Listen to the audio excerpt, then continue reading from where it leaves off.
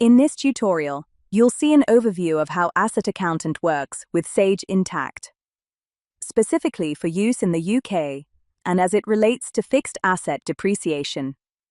We'll start by creating a new draft asset in Sage Intacct. Then we'll show you, step by step, how it is pulled into AssetAccountant, then walk through the many features available to precisely account for depreciation. The first thing I'm going to do in this demonstration is create a draft asset within Sage Intacct. When you use AssetAccountant with Intacct, we ask you to set up a draft asset clearing account. And when new assets are purchased in Intacct, that is where you would pick them up from in AssetAccountant. It doesn't matter how draft assets hit that GL account. They can come through accounts payable transactions, through credit card transactions, or through a journal. As soon as it hits the general ledger, then that is when AssetAccountant picks those up. For the purposes of this demonstration, I'm going to create a general journal, and I'm going to say it's my new laptop in there. I'm going to post that to the clearing account that I've set up for these purposes here. So let's say that's going to be £1,500. And then I'm going to post the other side of that to accounts payable. That's the journal. Once I've submitted that and it's posted within the GL, that is now entered into the draft assets account. And I can move back over to AssetAccountant here, where I can refresh the draft asset screen. That will then cause AssetAccountant to go and interrogate the clearing account. And you can see my new laptop has been brought over on the date of acquisition with the cost I put in, reference and so on. It will also bring through any dimensions that you'd set in Intacct. Once that asset is in the system, there are three things you can do here. If you've coded that incorrectly, then you can just ignore it. Here, you would need to clean that up in Intacct, of course. If this is a cost that you wish to add to an existing asset, so if you have work in progress or something you're paying for installments, then you can just find the asset here. Or in most cases, it will be a new asset, and so you can just choose to add the asset from here. This will show you the information that's been brought through from Intacct here, and you can confirm that the group is computer equipment. So here you can see a laptop, so it's suggesting computer equipment for you. The cost there of £1,500 with an acquisition date there. You can edit those if you need to. Over here on the right-hand side, we'll show you the default methods for the asset groups. So I will show you those a little bit later on. This will show you the HMRC tax depreciation methods or capital allowances that you can choose from. So let's say for this asset, I'm going to put it in the main pool and I can choose to apply full expensing for that for the year. And then in the account section here, you can choose if you'd like to change the method. So there are various methods here, reducing balance method, straight line, immediate depreciation, and so on from here. And you can choose the life and the rate. Here you can override those if you would like to. For these purposes, I will now save that asset. So once I save that asset, you can see that asset has now disappeared from the draft assets section. And I can move back over to the asset screen here. This is the screen that you see when you first enter AssetAccountant and is likely to be where you will do or initiate most of your work in the system. And you can see the structure of this screen is laid out in the way the asset groups are down the left-hand side. The movement in the book value that I'm looking at is shown across the top. So this is in the month of November. You can navigate between periods using this drop-down menu in the top right of the system. So you can go month to month, quarter to quarter, year to date, and so on within there. And you can also toggle between the tax view and the accounts view, depending on the purpose you're using the system for at the time. The columns on this screen can be opened up so you can see further detail on screen if you need to. So for example, here the cost and the accumulated depreciation is shown. And you can also open up these asset groups to show the individual assets if you'd like to use the screen to navigate to specific assets.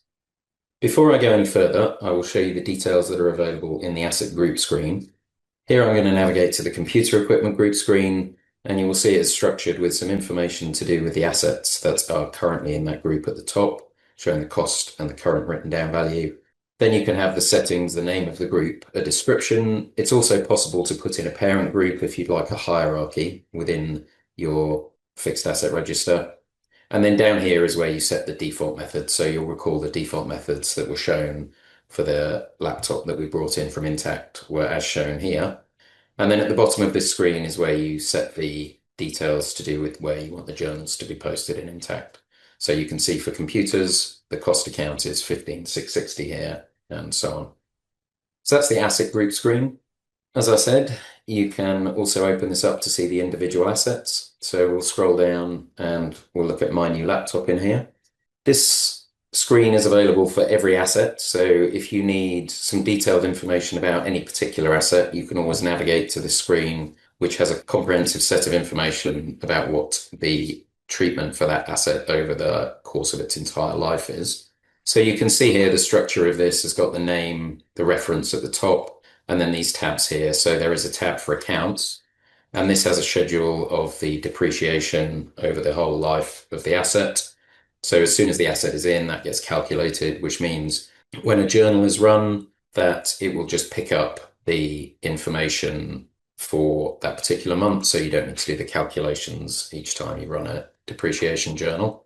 There's also a tab that shows you the tax treatment. In here, you can see it's been transferred to the main pool. So that's now in the main pool. And there's a specific area for you to go and review the assets that are in the pool and keep track of those there for tax purposes. This Details tab allows you to set these three areas. Classifications are analogous to dimensions, and you can synchronize these with Intacct. So I will show you how to do that a little later in the demonstration. This is where you'd set locations. So let's say this asset was being used in London. You could just allocate that here. If you have assets that are shared across particular settings within each dimension, you can also allocate a percentage, and that will divide the journals up accordingly. So once that's done, you can save it.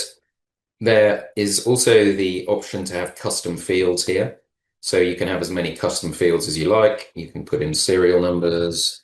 You can put names of users who are tracking the particular asset in question there. And you can also upload attachments either from your desktop or from a server and store them in AssetAccountant, or you can put links to online document management systems if you use something where you do that through a browser. There's no limit to any of these three sections. You can have as many of those as you like. The final tab here is for market value. So in some cases, it's useful to track the market value of assets. Those are typically industry specific, especially if you are in the rental or equipment hire business, then that would be particularly relevant for you. So I'll just come back to this accounts tab here, and I'll run you through the things that you can do to a particular asset individually.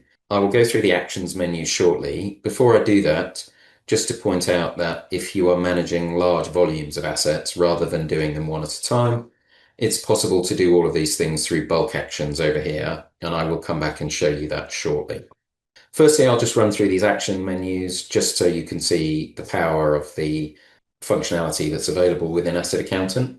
So in this actions menu here, you can add a component to an asset. So you can have parent-child relationships between assets.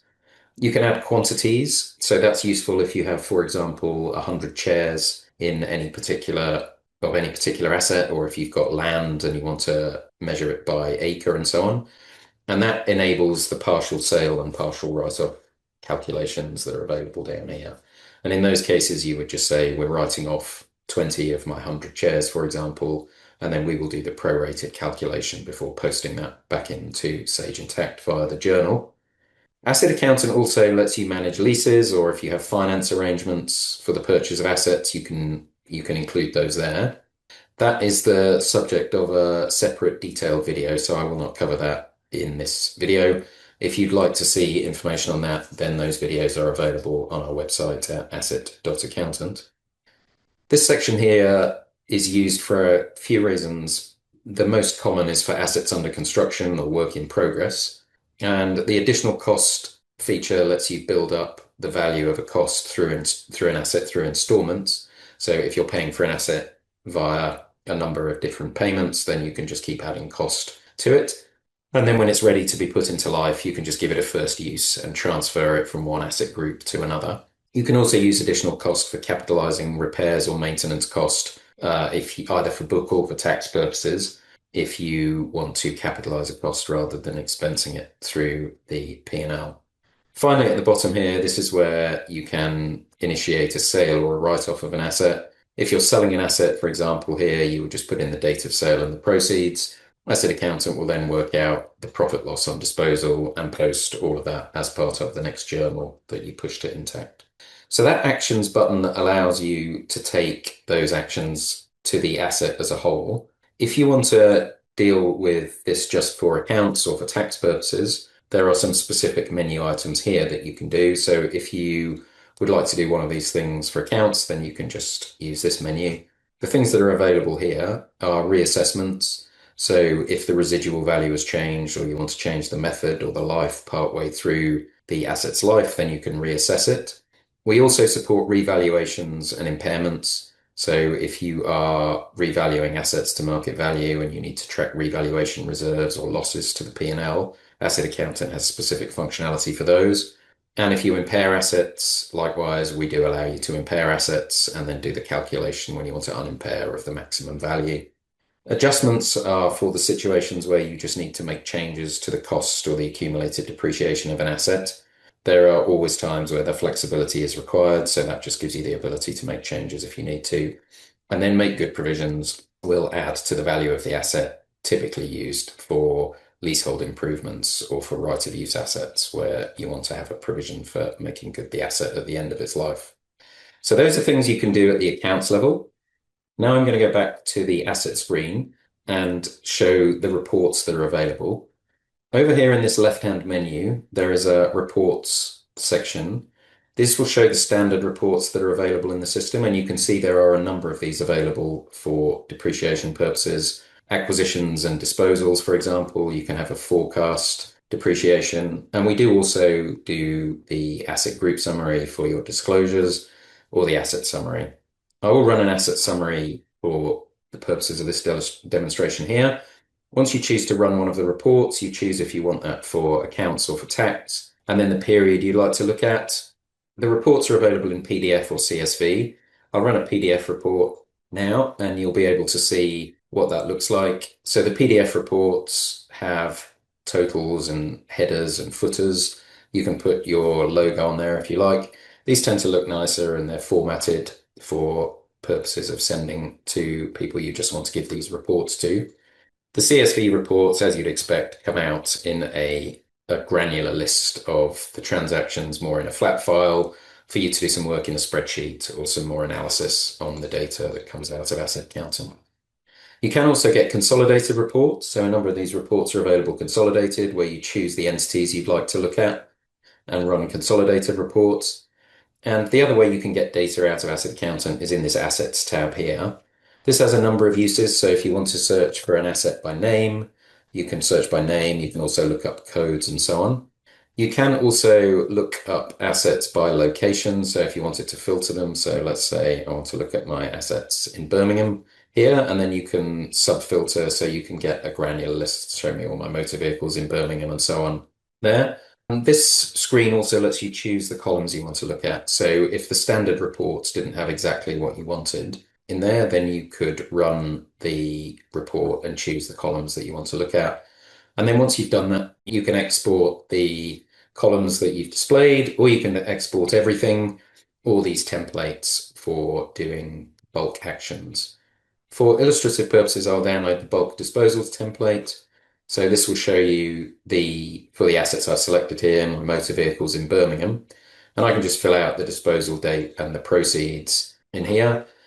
Once I've saved that, or for any of these other bulk templates here, you can enter that data. And then in the bulk actions tab over on the left-hand side here, you can just upload that spreadsheet, and that will then process these assets in bulk for you.